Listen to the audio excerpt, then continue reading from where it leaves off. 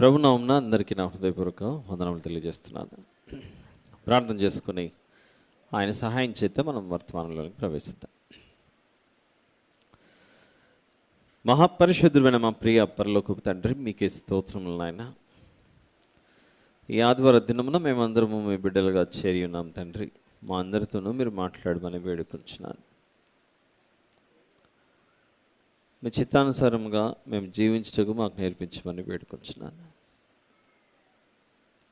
మీరు చేసిన ప్రతి మేలును బట్టి ఏమి ఇచ్చినా కూడా మీరు రుణం తీర్చుకోలేమని జ్ఞాపకం చేసుకుంటున్నాం. యేసు ప్రభు యొక్క శిలువ త్యాగం, ఆయన మరణ సమాధి పునరుత్థానములు నా కొరకు మా కొరకు అని నమ్మి విశ్వసించు ప్రభు యొక్క పునరుత్థానం మాకందరికీ గొప్ప నిరీక్షణగా ఉందని నమ్మచ్చు. చేసిన ప్రతి మేలును బట్టి మా ప్రభువును కొనియాడచ్చు. ఈ కృతజ్ఞతాస్తుతి ప్రార్థన మా ప్రభువును ప్రియరక్షకుడైన యేసుక్రీస్తు ప్రభులో అర్పెట్ట మీకే సమర్పించి ప్రార్థించి వేడుకొంచున్నాను తండ్రి. ఆమేన్.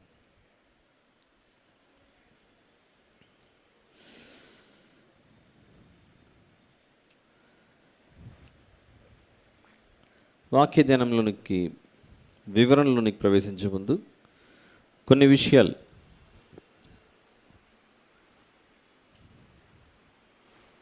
మీ ముందు ఉంచి ఆ తర్వాత సౌండ్ అది ఎక్కువ అయిపోతుంది, కొంచెం తగ్గించండి లైట్గా.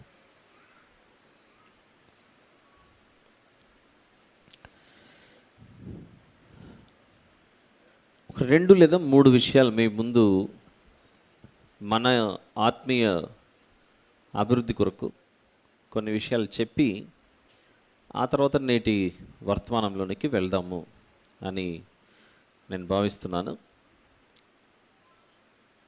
మొదటి విషయం, పిల్లలను మనము ప్రతి మండే నుంచి సాటర్డే వరకు సాయంత్రం 8 నుంచి 8:20 వరకు 20 నిమిషాలు, అలానే సండే ఇక్కడికి వచ్చిన తర్వాత టీచర్ ఆధ్వర్యంలో జరుగుతున్న కార్యక్రమానికి మనము పెట్టుకున్న పేరు లార్డ్ స్కూల్ కాదు. ఇది చాలామంది లార్డ్ స్కూల్ అంటున్నారు. ఈ పొరపాటు చేయకండి. ఇది లార్డ్ స్కూల్ కాదు, the lord school. The add చేయకపోతే ద లార్డ్ స్కూల్ అని పలకక కేవలం లార్డ్ స్కూల్ అన్నామంటే చాలామంది ప్రభువులు ఉన్నారు. ఆ ప్రభువుల్లో మన యేసు ప్రభు ఒకరు. యేసు ప్రభు ఉన్నాడు, ఇంకా వేరే ప్రభువులు కూడా ఉన్నారు అనే మీనింగ్ వస్తుంది. మన ప్రభువులకు ప్రభు, ఆయన తప్ప మరొక ప్రభువు ఇంకొకరు లేరు అని చెప్పాలి అని అంటే he's the only Lord, there is no other Lord అని అర్థం వచ్చే విధంగా చెప్పాలి అని అంటే ఖచ్చితంగా ద లార్డ్ స్కూల్ అని అనాలి. మన హృదయాల్లో యేసు ప్రభు మాత్రమే కాదు, ఇంకా చాలామంది ప్రభువులు ఎవరైనా ఉంటే అప్పుడు మనము లార్డ్ స్కూల్ అని పలకవచ్చు. అది క్వశ్చన్, ఆ ప్రశ్నార్థకం ప్రతి ఒక్కరికి అర్థం అవ్వాలి. ఇక్కడున్న మనమంతా మన ప్రభువు తప్ప మరొక ప్రభువు లేరు అని నమ్మేవారే ఉన్నారని నేను భావిస్తున్నాను. The Lord Jesus is King of Kings and the Lord of Lords. He is the King of Kings and the Lord of Lords. రాజులకు రాజు, ప్రభులకు ప్రభు.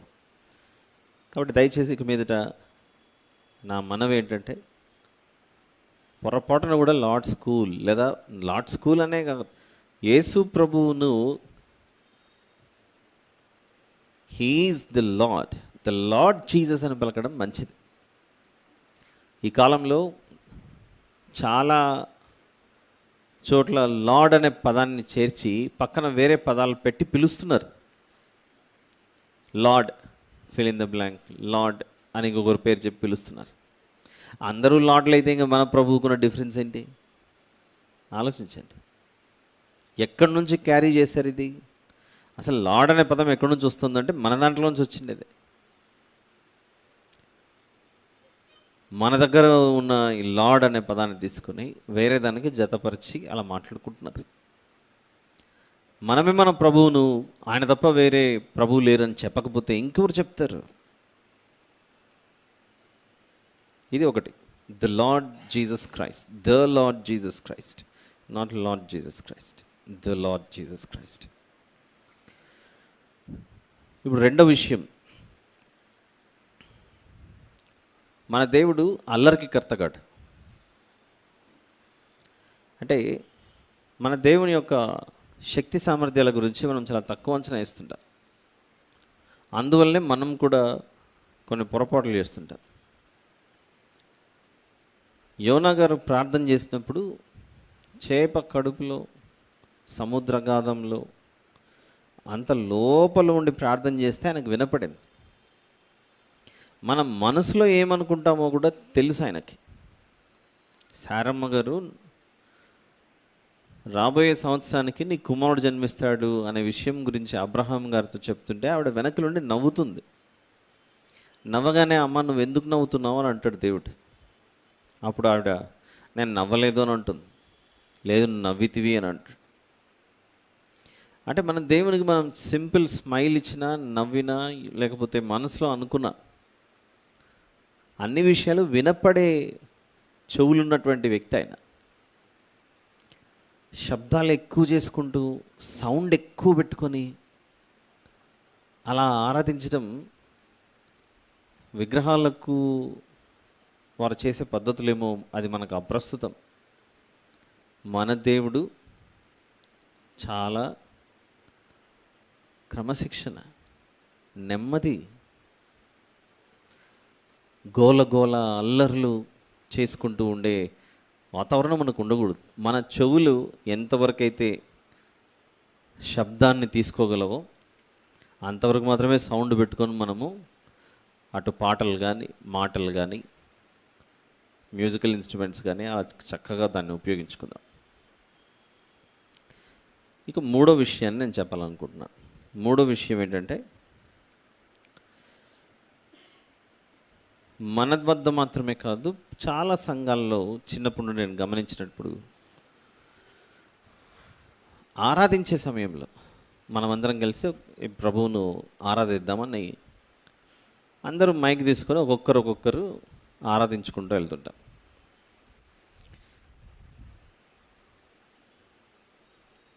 ఈ ఆరాధించే విషయంలో మనం చాలా దేవుణ్ణి గణపరుస్తున్నాము అనే అభిప్రాయం మనకు ఉంటుంది. కానీ కొన్ని సందర్భాల్లో తెలియకుండా మన ఉచ్చారణ, మనం మాట్లాడే మాటల్లో పొరపాటు చేస్తాం. దేవునికి ఇష్టం లేని మాటలు పలుకుతుంటాం మనం.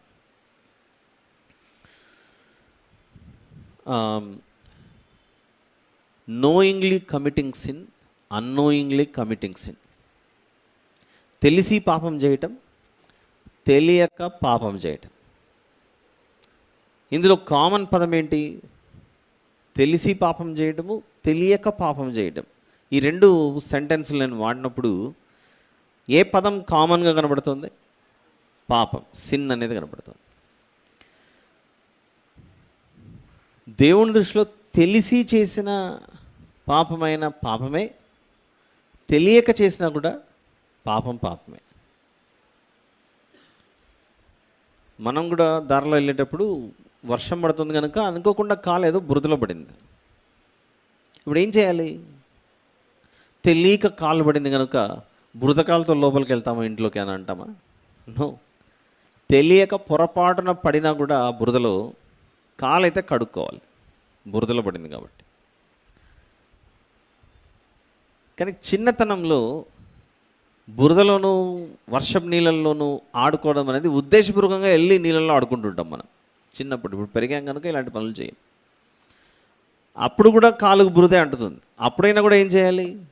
నా ఇష్టపూర్వకంగా నేను ఇష్టపడి బురదలోకి వెళ్ళాను కాబట్టి బురదతో నేను ఇంట్లో వెళ్తాను అంటే చెల్లదు. తెలిసి బురదలో కాలు పెట్టినా, తెలియక బురదలో కాలు పెట్టినా మనకి ఇప్పుడు ఏమంటుకుంది? కాలుకైతే బురద అంటుకుంది. కాబట్టి ఖచ్చితంగా ఆ బురదను ఏం చేయాలి? కడుక్కోవాలి, క్లీన్ చేసుకోవాలి, శుభ్రపరచుకోవాలి. అలాంటి దాంట్లోనే ప్రతి ఆదివారము అనేక మందిరాలలో చేసేటువంటి ఆరాధన, దేవుడు చేసిన మేలును బట్టి ఆరాధించండి అని మైక్ మీ వద్దకు తీసుకొని వచ్చినప్పుడు కొన్ని తెలియకుండా మనము ఆ సమయంలో కూడా తప్పు చేస్తుంటాం. అలాంటి దాంట్లో ఒకటి చెప్తున్నాను. అదేంటంటే, ప్రభువా ఈరోజు ఈ దినం చూడకుండా అనేక మంది కన్ను మూసారు తండ్రి. ఈరోజు ఈ దినం చూడకుండా చాలామంది చనిపోయారు. కన్ను మూయమంటే చాలామంది చనిపోయారు, మన వాడుక భాష చెప్పాలంటే.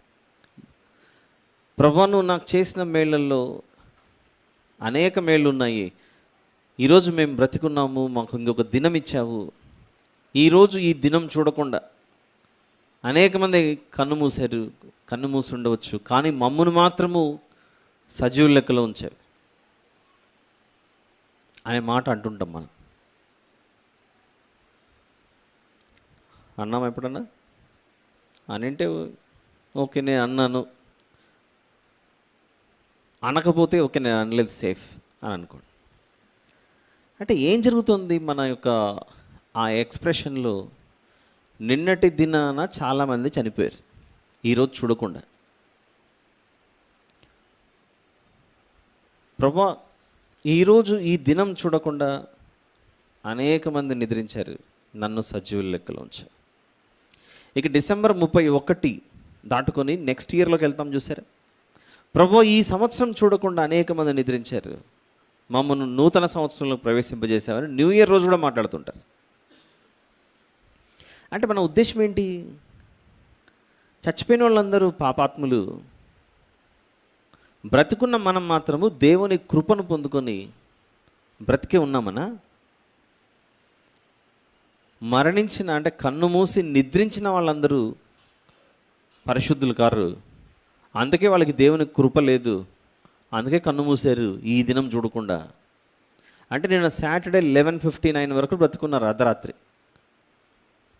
11:59 వరకు బ్రతుకున్నారు. 12 అవ్వగానే కన్ను మూసారు, లేదు ఈ దినం చూడలేదు వాళ్ళు.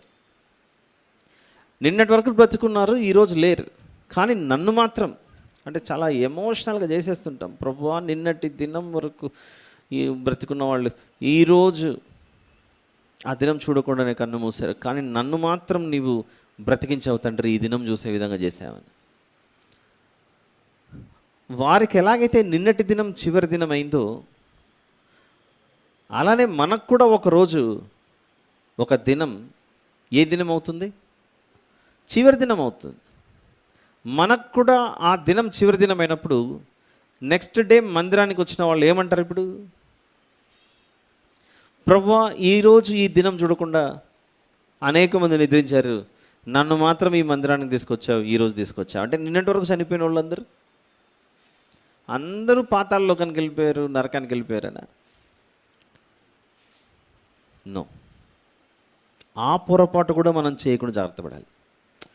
మనల్ని కాపాడాడు, అంతవరకు మనం లిమిట్ చేసుకుందాం. మా లాంగ్వేజ్, నన్ను కాపాడావు ప్రభా, నాకు ఇంకొక దినం చూపించావు. నన్ను కాపాడావు ప్రభా, నాకు ఇంకో సంవత్సరం ఇచ్చావు. నన్ను కాపాడావు ప్రభా, ఈరోజు సూర్యోదయం చూసే విధంగా చేశావు. మన భాష మన వరకు మాత్రం పరిమితం చేసుకుని, నేను మంచోండే ప్రభా, మిగిలిన వాళ్ళు కారు కనుక నేను ఎడితేనే వాళ్ళు చచ్చిపోయారు ప్రభా.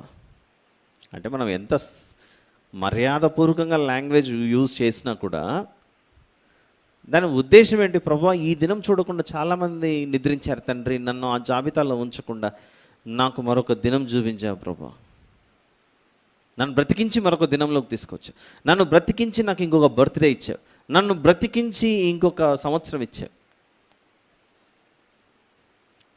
మన వరకు మనం అంతవరకు చేసుకుంటే మంచిది, కానీ వేరే వాళ్ళకంటే నేను చాలా మంచోడిని, అందుకే వారు మంచోళ్ళు కాదు కనుక నిన్న చనిపోయారు, వారు మంచివాళ్ళు కాదు కనుక ఈ సంవత్సరం చనిపోయారు, నెక్స్ట్ ఇయర్ వాళ్ళు చూడలేకపోయారు. ఇలాంటి మాటలు మనం అంటుంటాం. ఇది దేవుడు ఒప్పుకోడు. ఆయన ఒప్పుకోడు అనడానికి లూకా సువార్త 13 ఆధారం చూపిస్తున్నాను మీకు. Gospel of Luke chapter 13. Let us purify ourselves. Why should we compare our life with others?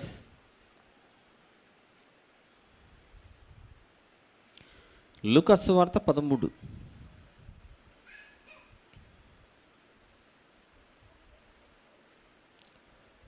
వాక్యం చదవటం మాత్రం కాదు, దాని భావం అర్థం చేసుకోవడానికి కూడా మనం ప్రయత్నించాలి. 1వ వచనం నుండి 5వ వచనం వరకు. లూకా సువార్త 13 1వ వచనం నుండి 5వ వచనం వరకు. పిలాతు గలిలయులైన కొందరి రక్తము వారి బలులతో కలిపి ఉండెను. ఆ కాలమున అక్కడనున్న కొందరు ఆ సంగతి యేసుతో చెప్పగా ఆయన వారితో ఇట్లా అన్నాడు, ఈ గలిలయులు అట్టి హింసలు పొందినందున వారి గలిలయులందరికంటే పాపులని మీరు తలంచున్నారా? కారని మీతో చెప్పుచున్నాను, మీరు మారుమనస్సు పొందని ఎడల మీరందరూ అలాగే నశింతురు. ఏం జరుగుతుంది అక్కడ? పిలాతు అనే రోమా అధికారి గలిలయ దేశంలో ఉన్న కొందరిని హింసించి వారి రక్తాన్ని వారు అర్పించే బలులతో కలిపేశాడట. చంపి రక్తం ఉలికించి చేశాడు ఈ పని. అప్పుడు చుట్టూ ఉన్న వాళ్ళు అనుకుంటున్నారు, అమ్మ పిలాతు చేతిలో ఇంతమంది చచ్చిపోయారు ఈ గలిలయలో ఉంటూ, నేను మాత్రం బ్రతికున్నా, మిగిలిన వాళ్ళు చచ్చిపోయారు. పిలాతు చేతిలో నేను మాత్రం బ్రతికున్నా, మిగిలిన వాళ్ళు చచ్చిపోయారు అనే విధంగా వచ్చి ప్రభువుకే చెప్తున్నారు అక్కడ వాళ్ళు. అప్పుడు యేసు ప్రభు వెంటనే ఆ గలిలయులు అట్టి హింసలు పొందినందున మిగిలిన బ్రతికున్నారు చూసారా, వాళ్ళందరికంటే చచ్చిపోయిన వాళ్ళు పాపాత్ములని అనుకుంటున్నారేమో. నో, వారితో బ్రతికున్న వారు కూడా సమానమే పాపం చేసిన స్థితిలో. కారని మీతో చెప్పుచున్నాను. 3వ వచనం, మీరు మారు మనస్సు పొందని ఎడల మీరందరూ అలాగే నశింతురు. ఇప్పుడు 4, 5 వచనాలు. మరియు సిలోయములోని గోపురము పడి చచ్చిన 18 మంది ఒక గోపురం మీదకి ఎక్కి కూర్చున్నారట. ఆ గోపురం మరియు సిలోయములోని గోపురము పడి చచ్చిన, ఎక్కి కూర్చోవడం కాదు, క్షమించాలి, సిలోయములోని గోపురము పడి చచ్చిన 18 మంది అని ఉంది ఒకటి. ఒక గోపురంలోకి కొందరు ప్రవేశించారు. మొత్తం వాళ్ళు ఎంతమంది? 18 మంది, 18 పీపుల్. లోపలికి ప్రవేశించిన తర్వాత ఆ గోపురము పడి ఆ 18 మంది చనిపోయారు. ఒక్కసారిగా పైనుండి పెద్ద పెద్ద రాళ్ళు పడ్డాయనుకోండి తల మీద, మనిషి బ్రతికున్నప్పుడు మీసాలు తిప్పి నేను చాలా బలవంతుడిని, నేను పులి, నేను సింహం అని మాట్లాడుకున్న, పైనుంచి ఒక రాయి పడితే అయిపోయి అవుట్, పులో సింహమో తెలిసిపోతుంది. ఇక్కడ ఏం జరుగుతుంది? సిలోయములోని గోపురము పడి చచ్చిన ఆ 18 మంది యెరూషలేములో కాపురం ఉన్న వారందరికంటే అపరాధులని తలంచున్నారా? ఓ గోపురంలోకి ప్రవేశించారు, అది ఎత్తుగా ఉంది, ఏదో జరిగింది డ్యామేజ్, పైనుంచి ఆ గోపురం కూలి లోపల ఉన్న వాళ్ళ మీద పడింది. అది పడగానే ఆ 18 మంది ఉన్న పాటను అక్కడికి చనిపోయారు. ఇప్పుడు దీన్ని ఏమనాలి? ఉద్దేశపూర్వకంగా తమ ప్రాణాలను తాము తీసేసుకున్నారా, లేదా యాక్సిడెంటల్ డెత్? అదే ఉద్దేశపూర్వకంగా మేము గోపురంలోకి వెళ్ళి ఉరి పెట్టుకుంటామని ఉంది అక్కడ? లేదు, లోపలికి వెళ్ళారు, అనుకోకుండా పైనుంచి స్లాబ్ కూలింది, అందరూ స్లాబ్ కింద ఉన్నారు, 18 మంది చనిపోయారు. ఇప్పుడు దీన్ని ఏ మరణంగా మనం పరిగణించవచ్చు? యాక్సిడెంటల్ డెత్, ప్రమాదం జరిగింది, చనిపోయారు. చుట్టూ ఉన్న వాళ్ళు మాట్లాడుకుంటున్నారట. ఏం మాట్లాడుకుంటున్నారు? ఈ 18 మంది ఏం పాపం చేశారో ఏమో, అందుకే వాళ్ళు చచ్చిపోయారు. అమ్మయ్య, నేనైతే గోపురంలో లేను, బయట ఉన్నాను, బ్రతుకున్నానని. ఇప్పుడు ఏమని ప్రార్థించాలి బయట ఉన్న వాళ్ళు? ఇప్పుడు, ప్రభువా, ఈరోజు ఈ దినం చూడకుండా ఆ గోపురంలో ఉన్న వాళ్ళందరూ చచ్చిపోయారు, వారి జాబితాలో నన్ను ఉంచలేదు తండ్రి, అందుకే నీకు స్తోత్రం. వాళ్ళు పాపం చేశారు కాబట్టి చచ్చిపోయారు అని చుట్టూ ఉన్న వాళ్ళు మాట్లాడుకుంటున్నారట. కానీ యేసు ప్రభు ఏం మాట్లాడుతున్నాడు? ఆయన మాటలు చూడండి, గమనించండి, అర్థం చేసుకోవడానికి ప్రయత్నించండి ఈ విషయాలు. మరియు సిలోయములోని గోపురము పడి చచ్చిన 18 మంది యెరూషలేములో కాపురం ఉన్న వారందరికంటే అపరాధులని తలంచున్నారా? కారని మీద చెప్పుచున్నాను, మీరు మారు మనస్సు పొందని ఎడల మీరందరూ అలాగే నశింతురు. కాబట్టి దయచేసి ఇక మీదట మనం దేవుణ్ణి స్తుతించి స్తోత్రించి ఆరాధించేటప్పుడు, ప్రభువా, my Lord, so many people passed away yesterday. They did not see today, but you have loved me, you have shown your grace to me, and you safeguarded me and put me alive. నన్ను సజీవంగా ఉంచావు తండ్రి. అనేక మంది చనిపోయిన వారి జాబితాలో లేమంటే ఒప్పుకోవట్లేదు ఆయన. వీళ్ళు కూడా అదే మనసుతో వచ్చి ప్రభువుకు చెప్పారు, ప్రభువా, ఇదిగో అక్కడ గోపురం పడి చచ్చిపోయారు, నేనైతే బయట ఉన్నాను ప్రభువా. అంటే తనను తాను ఇప్పుడు ఏం చేస్తున్నారు అక్కడ?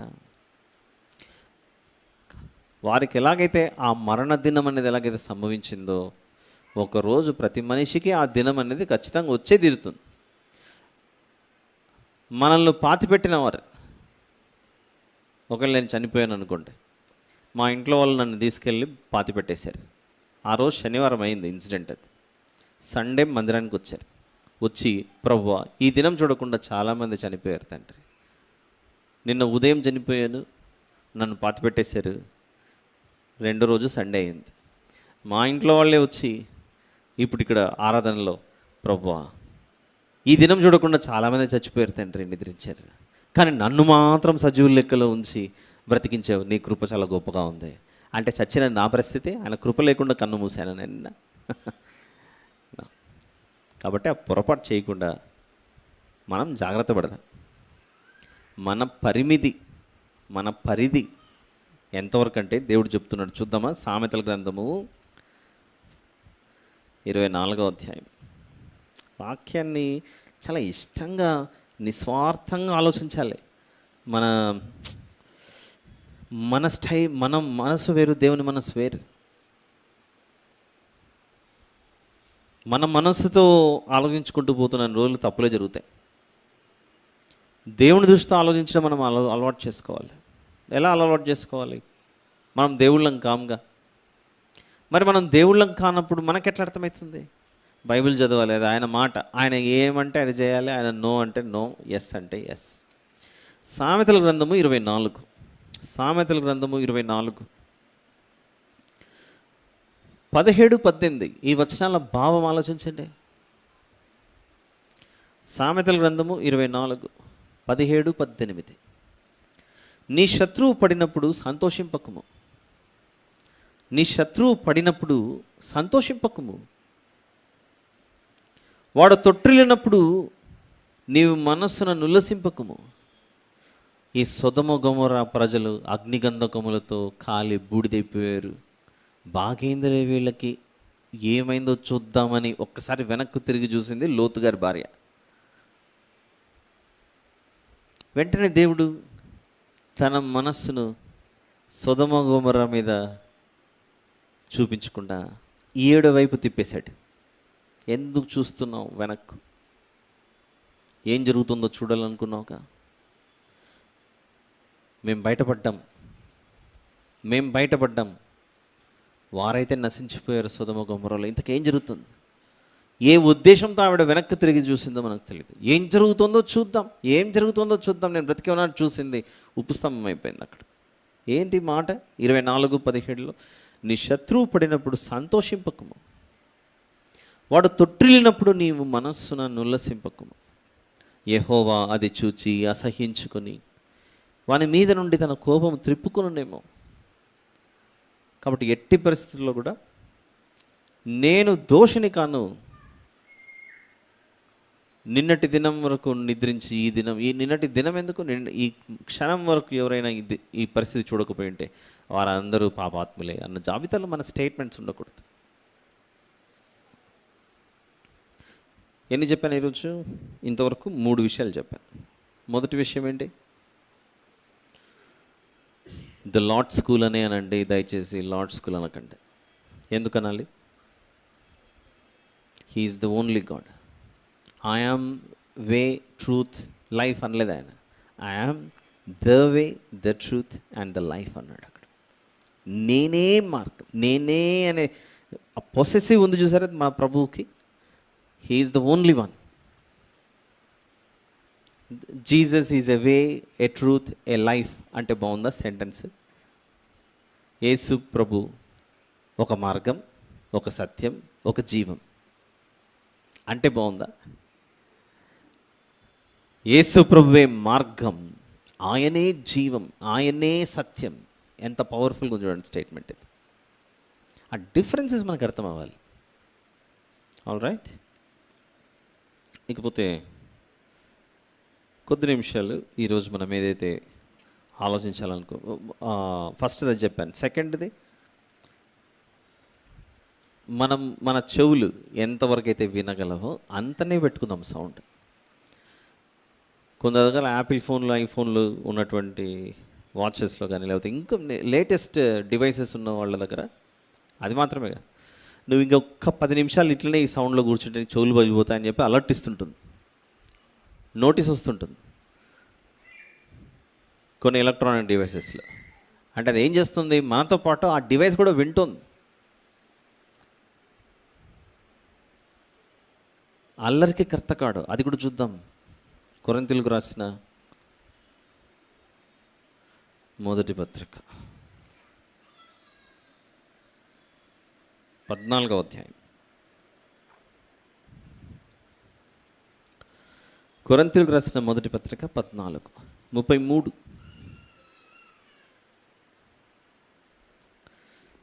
అలాగే పరిశుద్ధుల సంఘములన్నిటిలో దేవుడు సమాధానమునకే కర్త కానీ అల్లరికి కర్త కాడు. మన దేవుడు సమాధానానికి కర్త, అల్లరికి కర్త కాడు. 3 విన్నాం. లూకా సువార్తలో 13లో ఆ శిష్యులు, మిగిలిన వాళ్ళు ఎవరైతే వచ్చి చెప్తున్నారో, శిష్యులు అంటే ఎవరైతే వచ్చి ఈ వార్తలు మోసుకొని వచ్చారు, వాళ్ళందరూ చెప్తున్నట్టు గోపురం పడి చచ్చిపోయినంత మాత్రాన వాళ్ళు చాలా పాపాత్ములు, అపరాధులు. బ్రతికున్న యెరూషలేములో ఉన్న మిగిలిన వాళ్ళు పాపాత్ములు కాదని ఒప్పుకోకండి, పాపాత్ములు కాదని అనుకోకండి. అందరూ పాపాత్ములే. దినం రాకముందు జాగ్రత్త పడాలి.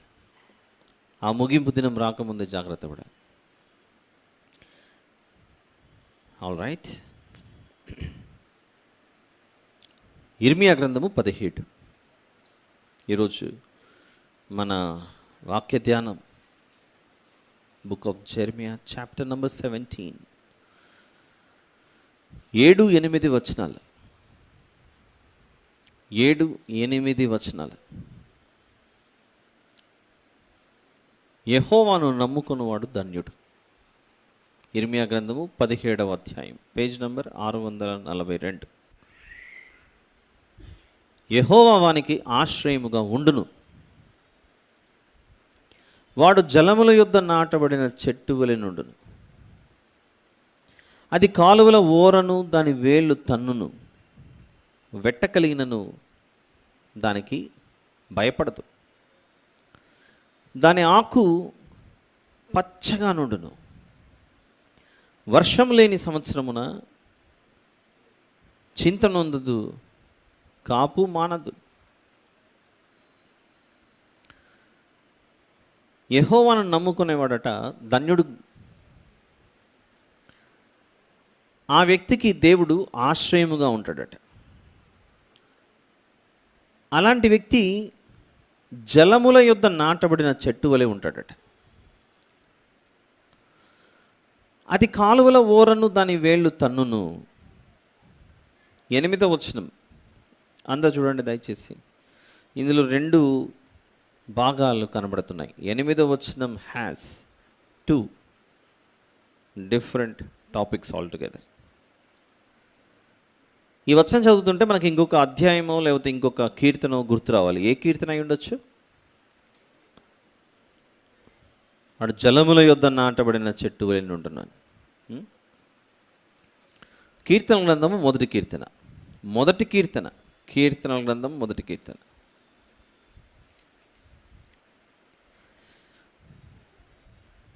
రెండు 3 వచనాలలో ఇలాంటి సందర్భమే మనకు బాగా తెలిసినది కనబడుతుంది.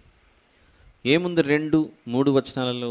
యెహోవా ధర్మశాస్త్రమునందు ఆనందించవచ్చు. సామ్ నంబర్ 1 అంటే అందరికీ తెలుసు దాదాపుగా.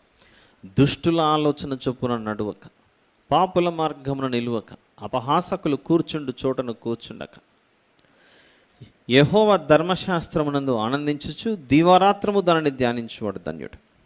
అతడు నీటి కాలువల యోరను నాటబడినదే, ఆకువాడక తన కాలమందు ఫలమిచ్చు చెట్టు వలె నుండును. అతడు చేయునదంతయు సఫలమగును అని దేవుని ధర్మశాస్త్రాన్ని ధ్యానించుచు దాని యందు ఆనందించే వ్యక్తట నీటి కాలువల ఎవరను నాటబడిన వాడుగా ఉంటాడట. ఆ పోల్చాడు, బాగానే ఉంది.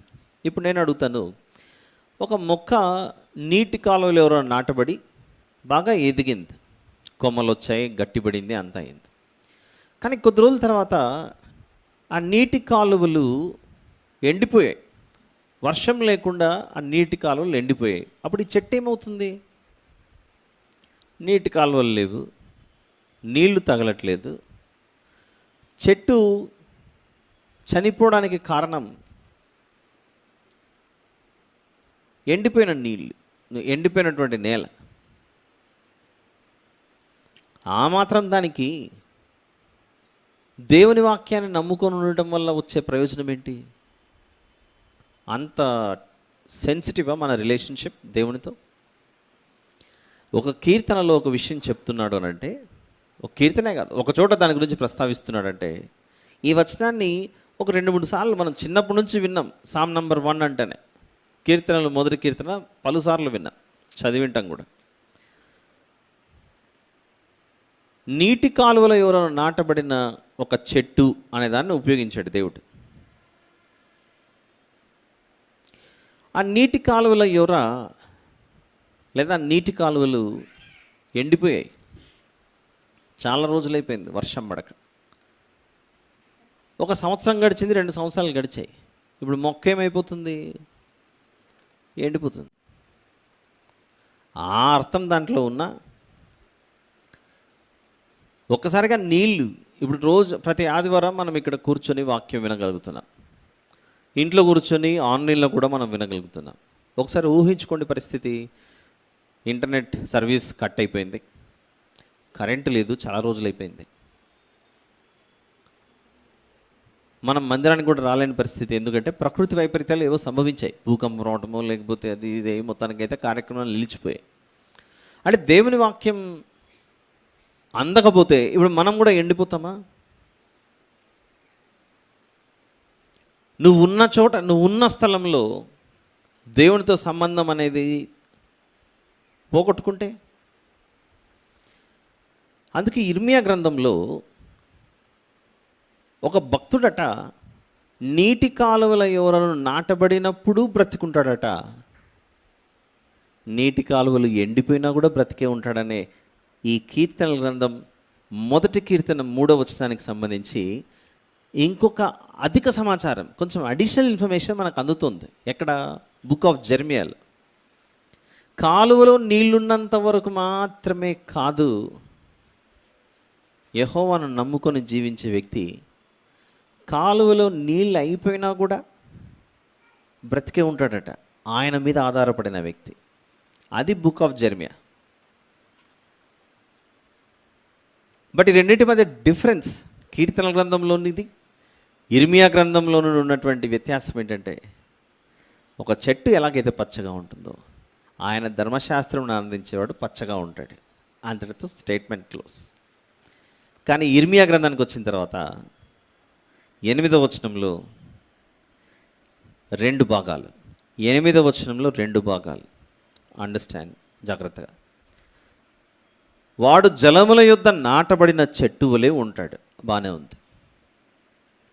అది కాలువల ఓరను దాని వేళ్ళు తను లోపలికి వెళ్తాయి, వేళ్ళు బాగానే ఉంది. ఇంతవరకు ఒక పార్ట్ 1, 8వ వచనంలోని మొదటి భాగం అది. ఇప్పుడు సెకండ్ పార్ట్. వెట్ట కలిగినను దానికి భయపడదు. వెట్ట అంటే అర్థం ఏంటి? వేడి. వెట్ట అంటే వేడి.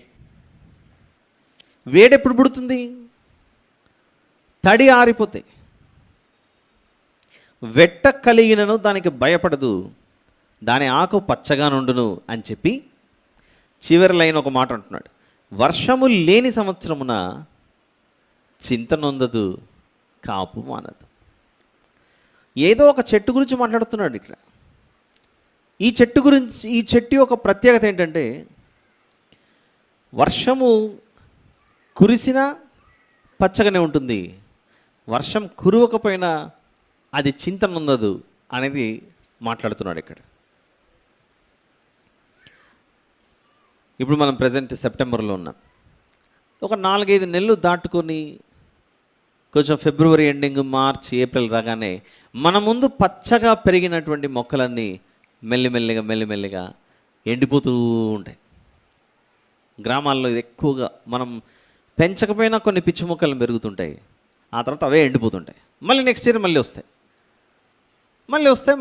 పోతుంటాయి, మళ్ళీ పోతుంటాయి. అలాంటి చెట్టుతో పోల్చట్లేదు ఇర్మియా గ్రంథం 8లో, అనగా 17వ అధ్యాయం 8వ వచనంలో ఉన్న ఈ వచనం. This is a very unique reference. ఇది యెహోవాను నమ్ముకున్నవాడు ధన్యుడట. దేవుణ్ణి నమ్ముకున్నవాడు ఈ ధన్యుడు ఎలా ఉంటాడంటే 2 రకాల పరిస్థితుల్లో కూడా బలంగా ఉంటాడట. 2 రకాల పరిస్థితుల్లో బలంగా ఉంటాడట. ఏంటా 2 రకాలు? మొదటి రకంలో వాడు జలముల యొద్ద నాటబడిన చెట్టు వలె ఉంటాడట. ఎందుకంటే అక్కడ జలం ఉంది కాబట్టి చాలా బలంగా ఉన్నాడు. ఇప్పుడు 2వ రకం, వర్షము లేకున్నా కూడా, వర్షం పడకపోయినా కూడా అది కాపు ఆపదట, దానికి ఏమాత్రం భయపడదట. అలాంటి విచిత్రమైన కాంబినేషన్లో ఉన్న చెట్టు మనకి ఏదైనా కనబడుతుందా? చెప్పచ్చేమో, ఎడారిలో కొన్ని విరుగుతాయి, లేకపోతే మర్రి చెట్టని, ఇలాంటి పేర్లు చెప్పచ్చేమో. కానీ గత 2-3 రోజుల క్రితం సముద్రము నది కలిసే కొన్ని ప్రాంతాల్లో నేను సంచరించినప్పుడు నాకు ఒక అద్భుతమైన సంఘటన, దేవుని సృష్టిలో ఇది ఎంత భాగంగా, ఎంత గొప్పగా ఉందన్న విషయం నా ఆలోచనలకు అది ఆశ్చర్యం అనిపించింది. తెలుగులో వాటిని మడ అడవులు అని అంటారు. మనం తెలుగు మీడియం చదివిన వాళ్ళైతే మడ అడవులు అని అర్థం చేసుకోవచ్చు. ఇంగ్లీష్ మీడియంలో చదివిన వాళ్ళైతే మ్యాంగ్రూవ్స్ అంటారు. మ్యాంగోస్ కాదు, నాకు తెలుసు అందరికి మ్యాంగోస్ అంటే చాలా ఇష్టం. I'm not talking about MANGO, ఈ మ్యాంగోస్ గురించి మాట్లాడట్లేదు. నేను మాట్లాడుతున్నది మ్యాంగ్రూవ్, MANGROVE, మ్యాంగ్రూవ్. ఇది సముద్రంకు నదికి ఆ 2 ఎక్కడైతే కలుస్తూ ఉంటాయో అలాంటి ప్రాంతాల్లో పెరిగేవే మ్యాంగ్రోవ్ చెట్లు ఇవి. మన ఇంటి దగ్గర మామిడి చెట్లు ఒకటి వేసుకొని మళ్ళీ వేరే వాళ్ళ ఇంట్లో ఇంకొక చెట్టు వేసుకొని అట్లా ఉండవు ఇవి. అన్నీ దగ్గర పెరుగుతుంటాయి. ఇవి ఇలా అతుక్కొని ఉంటాయి. ఇట్లా భూమి లోపలికి వేర్లు వెళ్ళాయి అనుకుంటే నీళ్ళల్లో తేలుతున్నట్లు కనబడతాయి ఈ వేర్లన్నీ. ఆ పక్క చెట్టులో ఉన్న వేర్లు ఇక్కడున్న ఈ చెట్టుకి అంటుకొని పోతుంటాయి. ఇవి ఈ 2 చెట్ల వేర్లు ఇంకొక చెట్టుకు అంటుకుంటూ ఉంటాయి. అలా అల్లుకొని లోపల ఒక తీగలాగా, దోమతెరలాగా, ఒక మెష్, ఒక నెట్, వల ఎలాగ ఉంటుందో అలా అల్లుకొని పోయి ఉంటాయి మ్యాంగ్రూవ్ అనే చెట్లు. దాని గురించి నాకు అక్కడ వివరిస్తున్న వాళ్ళు, అంటే చిన్నప్పుడు ఎప్పుడో బుక్స్లో చదివాం కానీ అంత గుర్తులేదు. అన్ని విషయాలు ఎలా గుర్తుంటాయి చెప్పండి. అవట సముద్రంలో నీళ్లు ఉప్పు నీళ్లు కనుక వేర్లకు నీళ్లు కావాలిగా. ఉప్పు నీళ్ళల్లో చెట్లు ఎలా పెరుగుతాయి? ఉప్పు నీళ్ళల్లో చెట్లు పెరగవు కనుక ఆ ఉప్పు నీళ్ళు ఈ చెట్లకు తగలగానే, వింటున్నారా, ఆ సాల్ట్ వాటర్ ఈ చెట్లకు తగలగానే ఆ వేర్లు ఆ నీళ్ళల్లో నుండి ఉప్పును బయటికి పంపించి, అర్థమవుతుంది, సముద్రంలో ఉన్న ఉప్పు నీళ్లను ఈ వేర్లు ఉప్పును సపరేట్ చేసి అవసరమైన నీళ్లు తీసుకుంటాయట. ఇవి సాల్ట్ను వేరు చేసేసి పక్కన పడేసి దీనికి అవసరమైన నీరు, వాటర్ ఎంత అవసరమో అది తీసుకుంటాయట. మ్యాంగ్రూవ్ సముద్రం నుండి ఇలాంటిదైతే దీనివల్ల ఎన్ని ప్రయోజనాలు ఉన్నాయి చూడండి. మనిషికి అవసరం కనుక దేవుడు ఇంత ఆలోచించి ఇంత సెటప్ చేశాడా ఈ క్రియేషన్లో, ఈ సృష్టిలో అనిపించింది నాకు అది విన్నప్పుడు, చూసినప్పుడు. ఇప్పుడు రెండోది, నదుల్లో నుండి వచ్చే నీళ్ళేమో మంచినీళ్ళు. అన్ని నదులు వెళ్ళి ప్రయాణం చేసి ప్రవహించి సముద్రంలో కలవాలి. ఎక్కడెక్కడి నుంచో ప్రయాణాలు చేస్తాయి ఈ నదులు అన్ని చోట్ల నుండి. అందుకే మనం వర్షాలు పడినప్పుడు గమనిస్తే రోడ్లలో, మట్టి రోడ్లలో వర్షం పడిన తర్వాత రాళ్ళు బయటకు వస్తుంటాయి. మనకు చిన్న చిన్న గులకరాళ్ళు, రాళ్ళు అన్నీ బయటకు వస్తాయి. ఎందుకు బయటకు వచ్చాయి? మంచి మెత్తని నేల, మన్ను మొత్తం వర్షానికి కొట్టుకుపోయింది, దిగువ ప్రాంతానికి కొట్టుకొని వెళ్ళిపోయింది. ఆ దిగువ ప్రాంతానికి కొట్టుకొని వెళ్ళిపోయినప్పుడు ఆటోమేటిక్గా లోపల ఉన్న రాళ్ళు బయటకు వచ్చాయి. ఊహించుకోండి, ఈ భూమిని దేవుడు చేసిన సంవత్సరం నుండి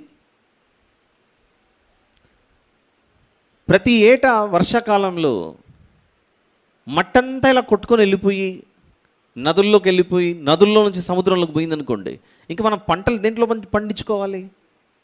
రాళ్ళలో పండించుకోగలమా చెప్పండి? సాధ్యపడదు అది. సముద్రంలోనికి మంచి సారవంతమైన నేల, నదుల ద్వారా కొట్టుకొని వచ్చే మట్టి ఉంటుంది చూసారా, ఆ మట్టి సముద్రంలోకి వెళ్ళిపోయి ఉప్పు నీళ్ళ పాలు అవ్వకుండా, ఇసుక పాలు అవ్వకుండా ఈ మ్యాంగ్రూవ్స్ అనే ఈ చెట్లు కింద అల్లుకుపోయాయి కదా, వేర్లలాగా దట్టంగా ఫామ్ అయిపోయి మట్టి సముద్రంలోనికి ఎక్కువ శాతం కొట్టుకొని పోకుండా ఆ చెట్ల వేర్లు, ఆ చెట్లు ఆ మట్టిని ఆపేస్తున్నాయట. అంత మెత్తగా ఉంటుంది కనుకనే మామూలుగా మనిషి ఒకవేళ దాంట్లో కాలు పెట్టాలంటే మాత్రం బురదలో ఇరుక్కుపోతాడు. ఆ మెత్తటి నీళ్ళ వద్దకు ప్రతి ఏటా చేపలు, రకరకాలైన జంతువులు అవి వచ్చి అక్కడ గుడ్లు పెట్టి వాటి యొక్క సంతానోత్పత్తి చేసుకుని ఆ తర్వాత మళ్ళీ బయలుదేరిపోతాయట. ఇక 4, ప్రకృతి వైపరీత్యాలు. ప్రత్యేకంగా ఈ తుఫాన్లు, సునామీలు, సునామీలు ఇలాంటివి సంభవించినప్పుడు ఆ అలలు విపరీతంగా సునామీలు, తుఫాన్ల వల్ల ముందుకు వచ్చేసినప్పుడు ఆ నీళ్లు సముద్రంలో నుండి నేల మీదకి, భూమి మీదకి రాకుండా ఆ మ్యాంగ్రూవ్స్ అనే ట్రీస్, చెట్లు మొదట అడ్డుకుంటాయట. ఈరోజు అయిపోయిన తర్వాత ఇంటికి వెళ్ళి చూడండి, అక్కడక్కడ వీడియోస్ కూడా కనబడతాయి.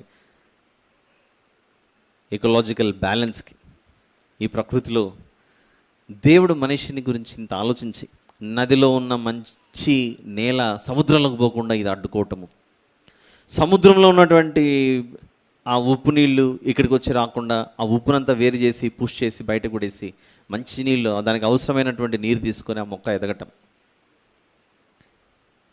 ఆ మధ్యకాలంలో మనకు ప్రపంచవ్యాప్తంగా సునామీ వచ్చింది. ప్రపంచవ్యాప్తంగా అంటే చాలా దేశాల్లో సునామీ వచ్చినప్పుడు మన వైపున్న దేశ ప్రాంతంలో కూడా చాలా ప్రాణహాని జరిగింది, ఆస్తి నష్టం ఇవన్నీ జరిగాయి. అన్ని దేశాల్లో ఎక్కడైతే సునామీ వల్ల విపత్తు సంభవించిందో బంగ్లాదేశ్ ప్రాంతంలో మాత్రం ఆ సునామీ యొక్క నష్ట తీవ్రత చాలా వరకు తగ్గిపోయింది, అసలు లేదు ఎక్కువగా అక్కడ. కారణం ఏంటంటే ఈ మడ అడవులు మ్యాంగ్రూవ్స్ అనేటువంటి ట్రీస్ అక్కడ ఈ సునామీ వలన వచ్చినటువంటి దాన్ని చాలా బలంగా అడ్డుకున్నాయట. అంటే దేవుడు పెట్టిన ఈ ప్రకృతిలో సముద్రాల నుండి వచ్చేటువంటి విపత్తులు, తుఫాన్ల నుండి వచ్చే విపత్తులు, సునామీల నుండి వచ్చే విపత్తులు, తర్వాత శ్రేష్టమైనది ఆ సముద్రంలోని కలిసిపోయి ఉప్పు నీళ్ళ పాలు అవ్వకుండా ఇవన్నీ అలా అడ్డుకుంటున్నాయి వాళ్ళు. ఇకపోతే మహారాష్ట్ర, మన ముంబై నగరం అందరికీ తెలుసు ముంబై గురించి. నాకు తెలిసి ప్రతి సంవత్సరం ఆల్మోస్ట్ ఎవ్రీ ఇయర్ ముంబై కుండపోత వర్షాలు,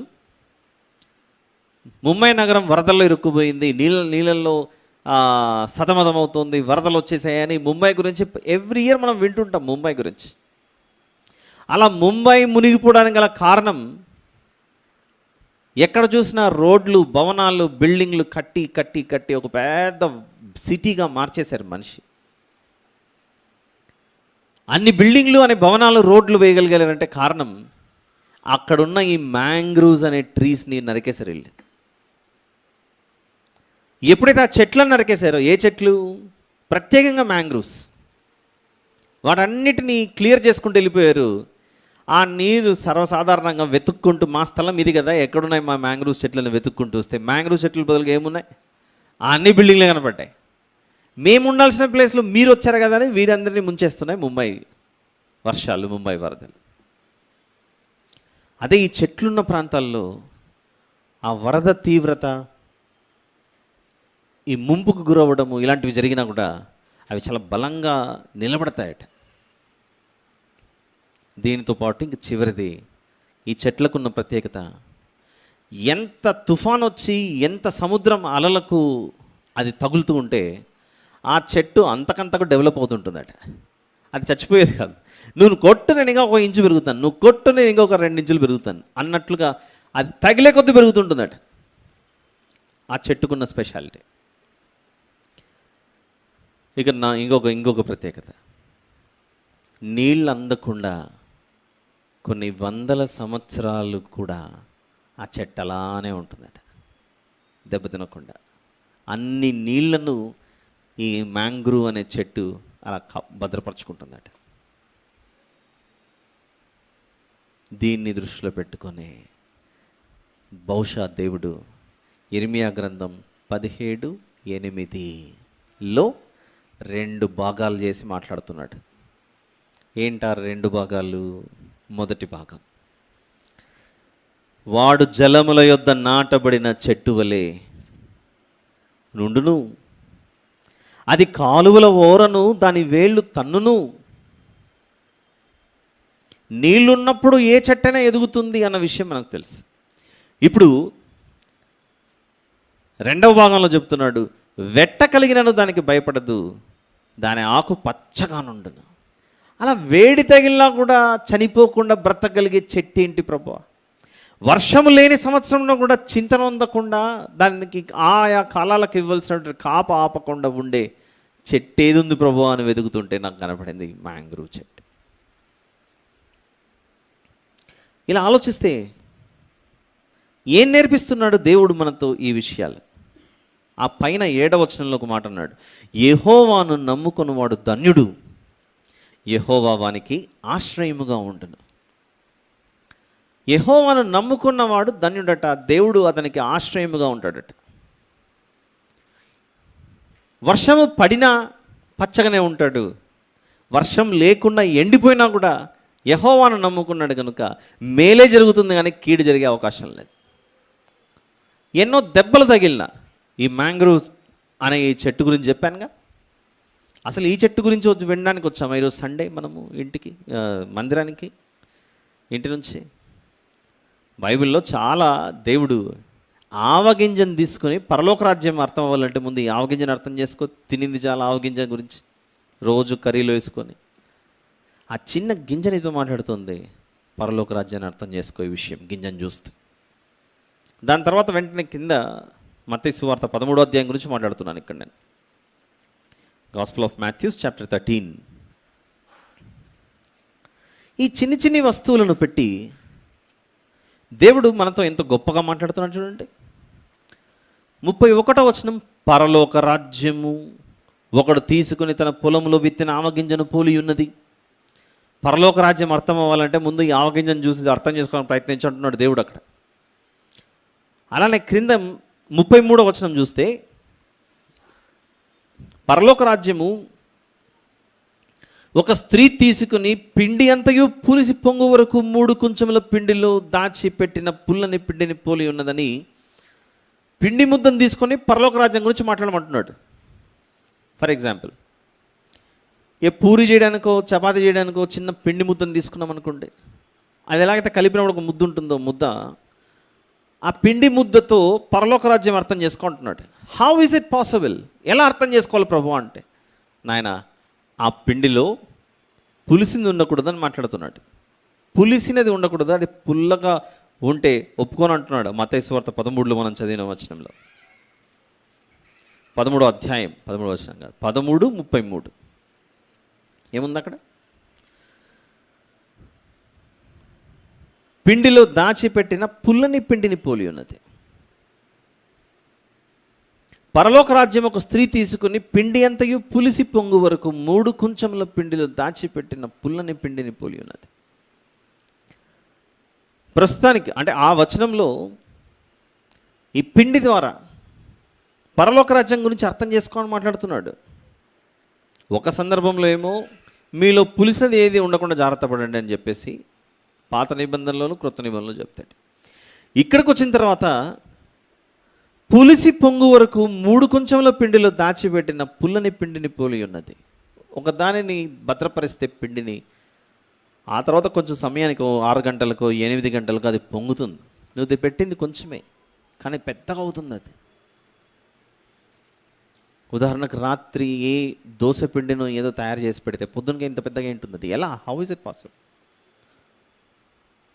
అలానే మన జీవితం తక్కువ కాలం భూమి మీద జాగ్రత్తగా ఉంటే ఒకరోజు నువ్వు నిత్యరాజ్యంలోనికి యుగ యుగాలు జీవించడానికి వెళ్తావు అనే సందేశం అక్కడ తెలియజేస్తున్నాడు. అలా చిన్న పిండిని ఆవగింజను తీసుకొని ఎలాగైతే వివరిస్తున్నాడో, 19వ కీర్తనలో ఆకాశములు దేవుని మహిమను వెల్లడిపరచుచున్నవి. 19వ కీర్తన, ఆకాశములు దేవుని మహిమను వివరించుచున్నవి. మొదటి వచనం, అంతరిక్షము ఆయన చేతి పనిని ప్రచురపరచుచున్నది. అలాంటి వాటిలో భాగంగానే ఈ ప్రకృతిలో దేవుడు పెట్టిన ప్రతిదీ మనకెన్నో గొప్ప గొప్ప విషయాలు నేర్పిస్తూ ఉంటుంది. విపత్కరమైన పరిస్థితుల్లో దెబ్బ పడింది కదా అని కృంగిపోకుండా, నేల రాలిపోకుండా అది ఇంకా వాటిని తట్టుకొని నిలబడుతుందట. ఏది? ఇందాక చెప్పిన మ్యాంగ్రూవ్ అనే ట్రీ గురించి. ఇలాంటివి ఎప్పుడైనా బైబిల్ గ్రంథంలో ఎవరికైనా జరిగి ఉండవచ్చా? తుఫాను లాంటివి, సునామీ లాంటివి, భూకంపాలు లాంటి పరిస్థితులు వచ్చినా ఆ మనిషి యెహోవాను నమ్ముకొని ఉండటం వలన తన జీవితం చెక్కు చెదరకుండా నిలబడి ధైర్యంగా అలా సాగిపోయిన వ్యక్తులు మనకు బైబిల్లో ఎవరైనా కనబడతారా అని చూస్తే, ప్రారంభ పుస్తకమైన ఆదికాండంలోనే యోసేపు గారి జీవితం మనకెంతో మాదిరికరంగా ఉండాలి. యోసేపు గారికి పడిన దెబ్బ ఇంచుమించు అతను ఏ వయసులో ఉన్నప్పుడు పడిందో ఒకసారి బైబిల్లోనికి వెళ్ళి చూద్దాం. 37వ అధ్యాయం ఆదికాండం, 37. ఆదికాండం 37 2వ వచనం, యాకోబు వంశావళి ఇది. యోసేపు 17 ఏండ్ల వాడై, ఎన్నేండ్ల వాడై? 17 ఏండ్ల వాడై తన సహోదరులతో కూడా మందను మేపుచుండెను. ఆ క్రింద చదువుకుంటూ వస్తేనే కలలు రావటం, ఆ కలల భావం నెరవేర్పు కొరకు నిరీక్షణ ప్రారంభం అవటం. అంటే ఈ తమ్ముడికి, చిన్నవాడైన యోసేపు గారికి శోధన ఏ సంవత్సరంలో ప్రారంభమైంది? ఇది 17 ఏండ్ల వయసులో, 17 ఇయర్స్ ఉన్నటువంటి వయసు. ఈ 17 ఏండ్ల వయసులో ప్రారంభమైంది. అన్నలు ఒకరికి అమ్మేస్తే, కొనుక్కున్నవారు మరొకరికి అమ్మేస్తే, ఆ మరొకరి ద్వారా చెరసాలలోనికి వెళ్ళిపోవాల్సిన పరిస్థితి వచ్చింది. అన్నలకు భోజనం ఇచ్చిరాపో నాయన అని చక్కటి భోజన పదార్థాలు తండ్రి సిద్ధపరిచి అంటే వారి ఇంట్లో సిద్ధపరిచిన భోజనాలు గొర్రెలు మేపుచున్న అన్నల వద్దకు పంపిస్తే వేసుకున్న నూతన వస్త్రాలను కూడా ఆ అన్నలు చింపి ఒక జంతువును చంపి ఆ రక్తంలో ముంచి, ఏ జంతువు నీ కుమారుణ్ణి చంపేసిందని తమ్ముడు గురించి తండ్రికి తప్పుడు సమాచారం అందించి ఆ తమ్ముడిని మరొకరికి అమ్మేసి ఆ చిన్ని కుమారుడు అందరికంటే చిన్నోడు ఇంట్లో అప్పటికి అక్కడ కొంచెం మాట్లాడి అంతో ఇంత జ్ఞానం వచ్చినటువంటి వారిలో చిన్నవాడు ఆ వ్యక్తిని అన్నలు అన్యాయంగా గుంటలో పడేసి మళ్ళీ పైకి తీసి అమ్మేసి ఆ తర్వాత కొనుక్కున్నవాడు మరొకరికి ప్రాఫిట్లో అమ్మేస్తే ఎవరింట్లో అయితే పని చేస్తున్నాడో ఆ ఇంటిలో పాపం చేయుటకు ఆహ్వానం అందినప్పుడు పాపం నుంచి అలా వెళ్ళిపోయాడు, పరుగులు తీసి పారిపోయాడు. చెయ్యని నేరానికి చెరసాలలో సంకెళ్ళు వేసుకొని సంవత్సరాల కొద్ది ఉండిపోయాడు. ఎప్పుడు బయటకు వచ్చాడో తెలుసా? 41వ అధ్యాయం 46వ వచనం, ఆదికాండము 41, 46. ఆదికాండము 41, 46. యోసేపు బయలుదేరి ఐగుప్తు దేశం అందంతటా సంచరించాను. యోసేపు ఐగుప్తు రాజైన ఫరో ఎదుట నిలిచినప్పుడు ఎన్ని సంవత్సరాల వాడు? 30 సంవత్సరముల వాడై ఉండను. ఈ 30 సంవత్సరముల వాడై ఉండగా యోసేపు గారు ఫరో ఎదుట నుండి బయలుదేరి ఐగుప్తు దేశం అంతటా సంచరించాడు.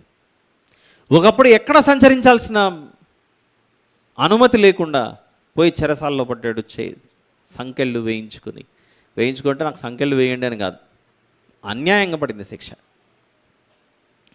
ఏం నేరం చేయలేదు, కానీ దేవుడు యోసేపు గారి జీవితాన్ని తన కుటుంబానికి దీవెనకరంగా మార్చే ముందు, తన కుటుంబాన్ని రక్షించుటకు, తన కుటుంబానికి ఆశీర్వాదకరంగా దీవెనకరంగా యోసేపు గారు తన కుటుంబాన్ని రక్షించుకున్నట్టుకు ఎన్నేండ్లు తుఫాన్ లాంటి పరిస్థితులు ఎదుర్కొన్నాడు, ఎన్ని సంవత్సరాలు సునామీ లాంటి పరిస్థితులు ఎదుర్కొన్నాడు. 17 ఏండ్ల వయసులో ప్రారంభమైంది, 30వ సంవత్సరమున దాదాపుగా ముగించబడింది. అంటే how many years approximately? How many? More than 13, close to 14. ఎలా? 17, 18, 19, 20, 4, తర్వాత 21 నుంచి దాదాపుగా 30 వరకు. అదొక 10, ఇదొక 4, ఇంచుమించు 13 నుంచి 14 ఏండ్లు చెయ్యని నేరానికి శిక్ష అనుభవించుకుంటూ వచ్చాడు. For what purpose? నీ కుటుంబానికి నిన్ను ఆశీర్వాదకరంగా మార్చడానికి దేవుడు యోసేపు గారికి చూపించిన తుఫాన్ లాంటి పరిస్థితులు, సునామీ లాంటి పరిస్థితులు అన్నీ ఎదురైనా వాటన్నిటిని బలంగా ఎదుర్కొన్నాడు. ఆ అలలు కెరటాలు ఎంత పైకి లేచినా అలానే బలంగా నిలబడి చివరికి మొత్తం వారి కుటుంబానికి మాత్రమే కాదు, దేశానికే యోసేపు గారు ఒక గొప్ప ఆశీర్వాదంగా మారిపోయాడు. ఆ దినం సంభవించేంత వరకు దేనిని ఆధారం చేసుకొని బ్రతికాడు? ఇర్మియా గ్రంథంలో 17వ అధ్యాయంలో 7వ వచనంలో చెప్పినట్లుగా యెహోవాను నమ్ముకున్నవాడు ధన్యుడు.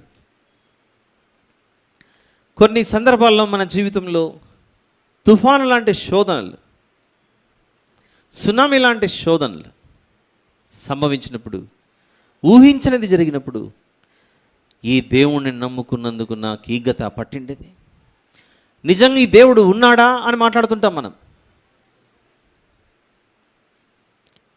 ఇక యోబు గారి గురించి, యోబు గ్రంథం 1వ అధ్యాయము మరియు 2వ అధ్యాయం 2 చదివితే యోబు గారి జీవితంలో వరుసగా ఒకరి తర్వాత ఒకరు వెనువెంట వార్తను మోసుకొని వచ్చారు. ఒకరు వచ్చారు, నీ గొర్రెలను, ఎడ్లను, మేకలను, ఒంటలను శత్రువులు వచ్చి తీసుకెళ్ళిపోయారని. ఏమి మిగలలేదు, అన్నిటినీ తీసుకెళ్ళిపోయారని. మరొకరు వచ్చి అదే సమయంలో నీకు ఎంతమంది పిల్లలు? పలానా. ఎంతమంది? ఎవరు లేరు. ఒక క్షణంలో అందరూ ఒకేసారి ప్రాణాలు కోల్పోయారు. నీ పిల్లలు నివసించిన భవనం కూడా, అది కూడా కూలిపోయింది. ఆ స్థితిలో మనం ఒకవేళ ఉంటే, ఒకరి తర్వాత ఒకరు వార్త మోసుకొని వచ్చారట. యోబు గ్రంథం చదివితే, మొదటి అధ్యాయం, 2వ అధ్యాయాలు చదివితే, ఆ పరిస్థితిని చూసిన తన జీవిత భాగస్వామి భార్య, ఇంకెందుకు దేవునితో, వదిలే దేవుణ్ణి, చచ్చిపోయి ఇంకెందుకు, ఈ బ్రతుకెందుకు. యోబు గ్రంథం 1వ అధ్యాయం 13లో, ఒక దినమున యోబు కుమారులను కుమార్తెలను తమ అన్న ఇంట భోజనము చేయుచు ద్రాక్షరసం పానము చేయుచుండగా ఒక దూత అతని యొద్దకు వచ్చి, ఎద్దులు నాగలి దున్నుచు గాడిదలు వాటి సమీపంలో మేయుచుండగా శెబాయీయులు వాటి మీద పడి వాటిని పట్టుకొని పోయారు. నీ ఎద్దులు తీసుకెళ్ళిపోయారు.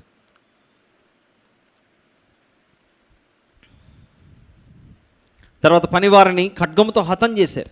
ఇంకా అతను మాట్లాడుతుండగానే మరొక సందర్భం 16వ వచనం, దేవుని అగ్ని ఆకాశము నుండి పడి గొర్రెలను, పనివారిని రగులబెట్టి కాల్చివేశాను. అది అయిపోయింది. 17వ వచనం, కల్దీయులు 3 సమూహములుగా వచ్చి ఒంటల మీద పడి వాటిని కొనిపోయి ఖడ్గము చేత పనివారిని చంపేశారు. నీ పనివారు చనిపోయారు, నీ ఒంటలు పోయాయి, నీ గొర్రెలు పోయాయి, నీ ఎడ్లు పోయాయి. అతడు మాట్లాడుచుండగా 18వ వచనం, నీ కుమారులు నీ కుమార్తెలు తమ అన్న ఇంట భోజనము చేయొచ్చు ద్రాక్షరసం పానము చేయుచుండగా గొప్ప సుడిగాలి అరణ్య మార్గముగా వచ్చి ఆ ఇంటి 4 మూలలను కొట్టగా అది యవనుల మీద పడినందున వారు చనిపోయారు. నీ బిడ్డలు చనిపోయారు. వారు సగొచ్చాయి వార్తలు. ఏంటి ప్రభువా, యథార్థతను నమ్ముకొని జీవించినందుకు నాకు ఈ గత పట్టింది. నా పనివారు చనిపోయారు, నా ఆస్తులు పోయాయి, నా ఇల్లు కూలిపోయింది, నా కుమారులు కుమార్తెలు చనిపోయారు. నిన్ను ఆధారంగా, నా ఆశ్రయదుర్గంగా నిన్ను చేసుకొని బ్రతికితే నాకు ఈ గత పట్టిండేది అని భావించిందేమో ఆ స్త్రీ. ఎవరు? యోబు గారి భార్య. 9వ వచనంలో, 2వ అధ్యాయము 9వ వచనంలో ఒక మాట అంటుంది వచ్చి,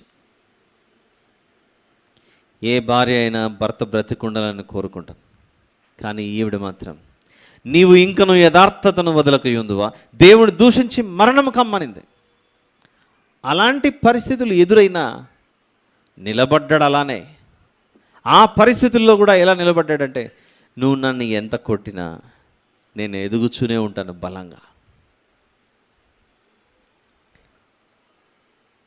ఆ మొక్కల గురించి నేను విన్నప్పుడు ఇందాక చెప్పిన మ్యాంగ్రూవ్ అనే దాని గురించి, ప్రభువా నా గురించి నువ్వింత ఆలోచన కలిగి ఉన్నావా? మొదటి డిఫెన్స్ మెకానిజం లాగా. ఇప్పుడు మన దేశానికి సరిహద్దుల్లో, పొరుగు దేశాల సరిహద్దులు, అటు పాకిస్తాన్, చైనా, బంగ్లాదేశ్, ఈ అన్ని ఏ దేశాలు, నేపాల్ ఇవన్నీ ఉన్నాయో మనకు ఒక defence system, border security force, BSF వాళ్ళు, ఇండియన్ డిఫెన్స్ ఫోర్సెస్ ఎంతో ప్రతిష్టాత్మకంగా, ఎంతో గొప్పగా అక్కడ దాన్ని సెక్యూర్ చేస్తూ కాపాడుతూ ఉంటారు. ఎందుకు వారు అలా బార్డర్ దగ్గర విధులు నిర్వహించడం?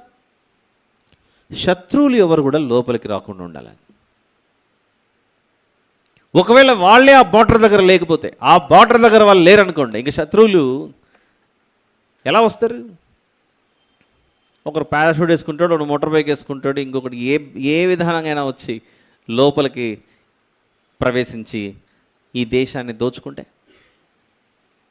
మనకు హాని కలగకుండా ఆ బార్డర్స్ దగ్గర సైన్యం ఎలాగైతే ఉంటారో, సముద్రాల నుండి, తుఫాన్ల నుండి ఏ విపత్తు సంభవించకుండా ఉండటానికి దేవుడు పెట్టిన ఈ మడ అడవులు, మ్యాంగ్రూవ్స్ అనే ఫారెస్ట్, ఆ ట్రీస్ ఎంత గొప్పగా మనల్ని కాపాడడానికి దేవుడు వాటిని ఏర్పాటు చేశాడు. ఆలోచించండి.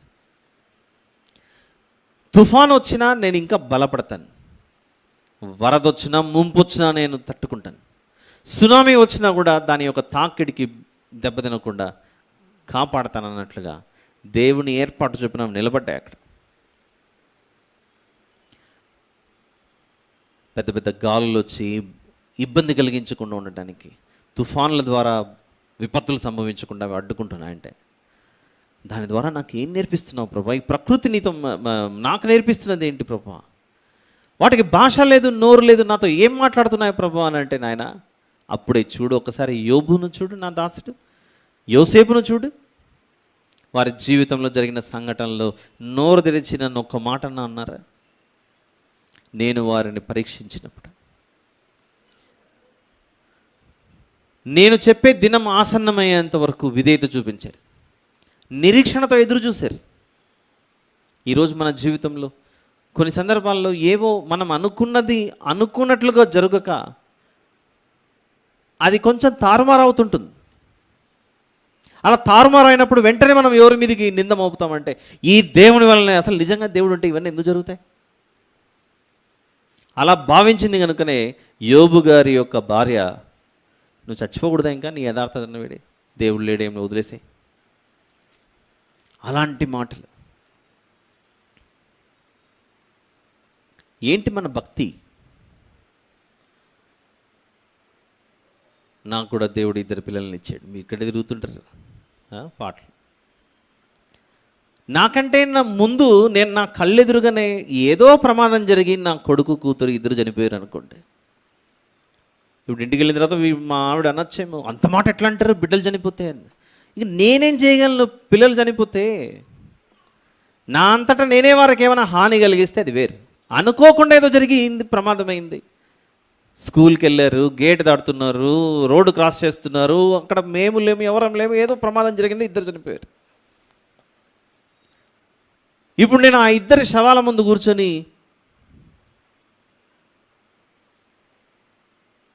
ఇంత పెద్ద ప్రమాదం నా పిల్లలకే జరగాల అని ఏడుస్తూ కూర్చున్నాను అనుకోండి. అంటే నా ఉద్దేశం అప్పుడు నా పిల్లలకు జరగకూడదు, వేరే పిల్లలకు జరగచ్చనా? నో. కళ్ళెదుట పిల్లలు పోయినా కూడా నా భక్తి దేవునితో ఎలా ఉంది? యోబు గారి ద్వారా దేవుడు నేర్పిస్తున్నాడు. ఎందుకంటే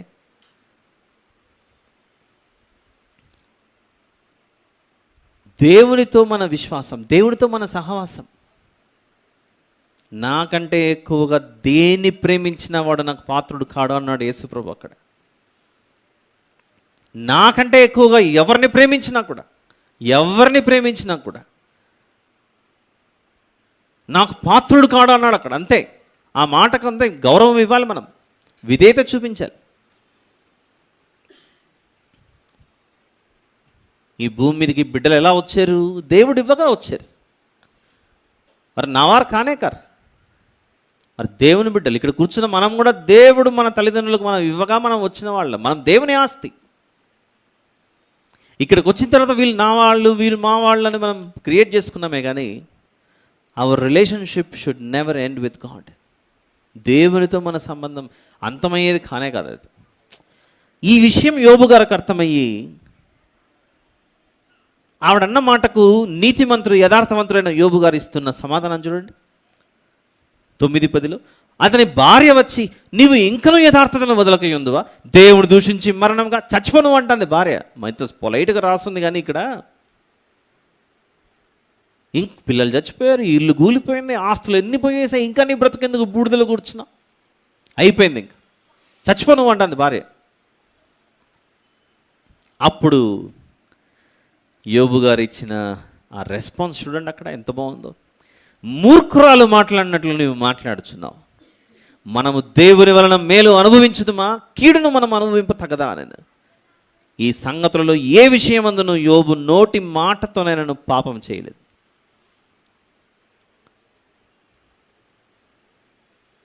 దేవుని విషయంలో మన విశ్వాసం ఎలా ఉంది? చాలా సందర్భాల్లో మనం చిన్న చిన్న వాటికి దేవుని తక్కువ చేసి మాట్లాడుతుంటాం. 2 విషయాలు చెప్తాను. దీనితో పాపాన్ని జయించడానికి ఒక చిన్న ఈజీ వే దొరుకుతుంది. ప్రాక్టీస్ చేయండి ఈరోజు ఇంటికి వెళ్ళేటప్పుడు, దారి వెంబడి ఐ విల్ నాట్ అనేవి 2 బాగా ప్రాక్టీస్ చేయండి. పాజిటివ్ సెన్స్లో not negative sense. I will not అనేవి రెండు. దేనికి అప్లై చేయాలో కూడా చెప్తున్నాను. మళ్ళీ రివర్స్ చేస్తే కష్టం ఇది. I will do what God says. Will you do what God says? దేవుడు ఏం చెప్తాడో చేయడానికి నువ్వు సిద్ధంగా ఉన్నావా? ఎస్, ఐ విల్, నేను చేస్తాను.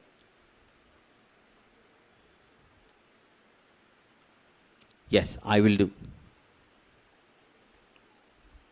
రెండోది, I will not do when God says no. దేవుడు చెయ్యొద్దు అన్నాడంటే నీకు చేయనంత. I will not. ఈ చిన్న సింపుల్ మెకానిజం ఒక్కటి మనం అలవాటు చేసుకుంటే దేవుడు చెప్పింది చేస్తాను. ఇంకా ఇంగ్లీష్లో అయితే 2-3 పదాలు జాయిన్ చేయాలి. తెలుగులో అయితే ఇంకా చాలా ఈజీ. చేస్తాను, చెయ్యను. ఏం చేస్తాను? దేవుడు చెప్పింది చేస్తాను. దేవుడు చెప్పనిది, దేవుడు వద్దు అన్నది నేను చెయ్యను. అంతే. మనము బాడీని నేను మనము అని అనుకుంటాం. నో, అందులో ఉన్న ఆత్మ మనం. ఈ దేహం విషయంలో చాలా జాగ్రత్తలు తీసుకుంటాం. మధ్యాహ్నం అయింది, కొద్దిసేపట్లో భోంచేస్తాం. కొన్ని సంవత్సరాలుగా మనం భోంచేస్తున్నాం. ఈరోజు ఇంటికి వెళ్ళి భోంచేసేటప్పుడు ముద్దకు ఒక రాయి వచ్చింది అనుకోండి.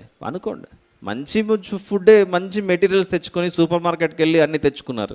కానీ ఎందుకో ప్రతిసారి ముద్ద పెట్టుకుంటున్న ప్రతిసారి ఒక రాయి వచ్చింది. ఇంకా విరక్తి చెంది, బాబు కొన్ని ఏండ్ల నుంచి రోజు అన్నమే తింటున్నా, ఈరోజు ఎందుకు రాళ్ళు చాలా బాగా వస్తున్నాయి, అన్నమంతా పక్కన పెట్టి రాళ్ళు ఎక్కడున్నాయి ఏరుకుని రాళ్ళు తింటానని చెప్పేసి రాళ్ళు ఏరుకుంటూ కూర్చుంటామా? చేయంగా. We consume right things to our body.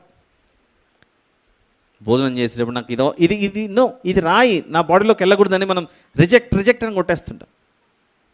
అవునా? తీసి పక్కన పడేస్తాం. ఇది మనకు అర్థమైతే ఆత్మకు కూడా దేవుడు వద్దు అన్నదాన్ని నో అని పంపించేస్తూ ఉండాలి. అందుకే ఇందాక ఈ మ్యాంగ్రోవ్స్ ట్రీస్ గురించి చెప్పాక, ఉప్పు నీళ్ళు దగ్గరకు వచ్చాయట.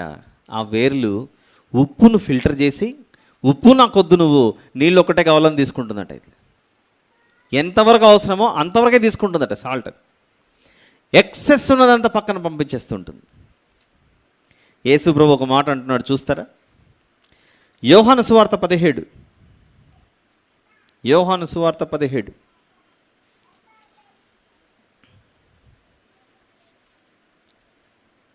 15వ వచనం.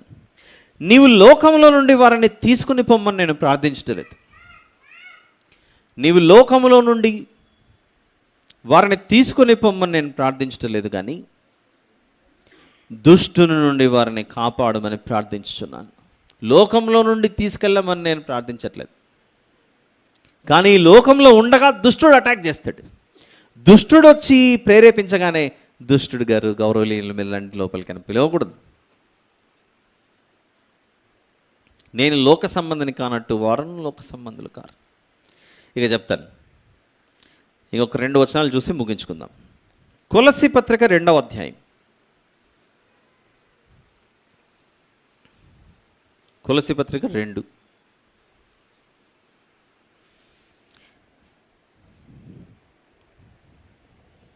ఆరు 7 వచనాలు. కావున మీరు ప్రభువైన క్రీస్తు యేసును అంగీకరించిన విధముగా ఆయన యందు వేరుపారిన వారై, మీరు అన్నాడు, నీవు అనలేదు. నేను తెలుసుకున్న మ్యాంగ్రూవ్స్ ఆ చెట్లలో చూసినప్పుడు, అన్ని చెట్ల వేర్లు ఒకదానికొకటి అల్లుకొని ఉన్నాయి. అట్లా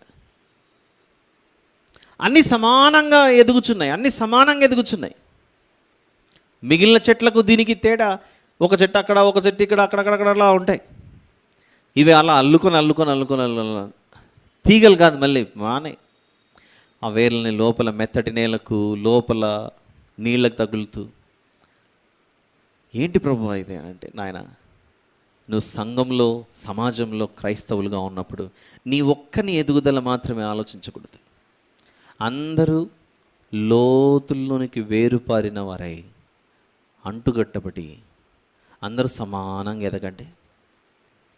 ఈ 2 చేతులు ఉన్నాయి. ఒకటేమో బాగా బలహీనపడి పోలియో వచ్చేసి లేదో పక్షవాతం వచ్చి పడిపోయింది అనుకోండి, ఇంకొక కాలు ఏదో ప్రాబ్లం ఉంది. ఆ ప్రాబ్లం వచ్చినప్పుడు ఆ అవయవం ఒక్కటే బాధపడుతుందా, హోల్ బాడీ బాధపడుతుందా? మొత్తం శరీరం అంతా బాధపడుతుంది. లోపల అవయవాల్లో ఒక్కదానికి ఏదైనా సమస్య ఉంటే మొత్తం దేహం అంతా బాధపడుతూ ఉంటుంది. దేవుడు మనతో మాట్లాడుతూ, క్రైస్తవులు సమాజముగా అందరము యేసు ప్రభు యొక్క శిరస్సుకు అంటుకట్టబడిన వారు. మనలో ఒక్కరు బలహీనపడినా ఈ దేహమంతా బాధపడాలి. మనం అందరము కలిసి సమానంగా దేవునిలో ఎదగడానికి ప్రయత్నించాలి. చూడండి ఆ మొక్కలను, ఆ చెట్లను, ఆ మ్యాంగ్రూవ్స్ని, వేర్లన్నీ ఎలా ఇంటర్ట్వైన్ అయ్యి ఒకదాంతో ఒకటి అల్లుకొని ఎలాగైతే ఉన్నాయో, మీ ఆత్మీయ జీవితంలో అందరూ సమిష్టిగా. ఇశ్రాయేలీలు ఐగుప్తుల నుండి బయలుదేరినప్పుడు ఒక 2000 మంది బయలుదేరి మీరందరూ ఇక్కడే ఉండని అనలేదు. అందరూ కలిసి దాటారు సముద్రాన్ని, అందరూ కలిసి దాటారు. మనం కూడా ఈ లోకంలో నుండి యేసు ప్రభువుకు దగ్గరై పరలోకానికి ఆరోహణమయ్యేటప్పుడు 2-3 వెళ్తే ఏం బాగుంటుంది చెప్పండి? మనం అందరం కలిసి మేఘాలలో ప్రభువు చేత కొనిపోబడాలి. అది ఆనందం, అది సంతోషం. మేఘాలు వచ్చాయి తీసుకొని వెళ్ళడానికి ఒక్కరమే ఉన్నాం అనుకోండి మేఘంలో, లే 2-3 ఉన్నారు, 4 ఉన్నారు అనుకోండి, ఇంత పెద్ద భూమిని అంతటినీ చేసి 2-3 పోతుంటే ఏం బాగుంటుంది? ఒక వ్యక్తి చక్కగా టూర్కి వెళ్దామని ప్రయాణం మొదలుపెట్టాడు.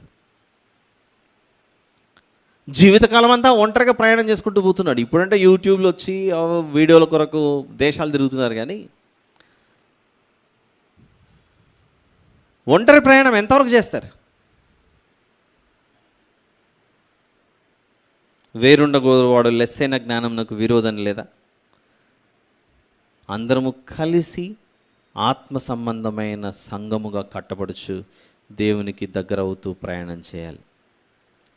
అందుకే కొరింథీయులకు రాసిన మొదటి పత్రిక 12వ అధ్యాయం 12వ వచనం. కొరింథీయులకు రాసిన మొదటి పత్రిక 12వ అధ్యాయం 12వ వచనం. ఏలాగు శరీరము ఏకమై ఉన్నను అనేకమైన అవయవములు కలిగి ఉన్నదో, ఏలాగు శరీరం యొక్క అవయవములన్నీ అనేకములై ఉన్నను ఒక్క శరీరమై ఉన్నవో అలాగే క్రీస్తు ఉన్నాడు.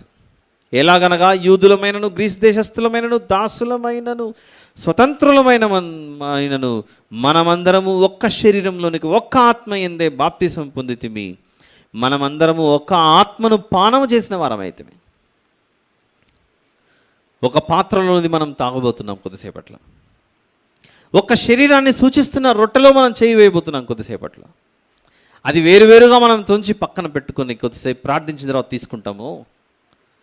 మీ చేతిలో ఉన్న రొట్టె వేరు, నా చేతిలో ఉన్న రొట్టె వేరు. మీ దగ్గర ఉన్న ద్రాక్షరసం అనే పాత్ర వేరు, నా దగ్గర ఉన్నది వేరు అనుకుంటే పొరపాటు. అదంతా ఒకే దేహం, అదంతా ప్రభు యొక్క ఒకే రక్తం. ఈ విషయం మనకు అర్థం అవ్వాలిగా.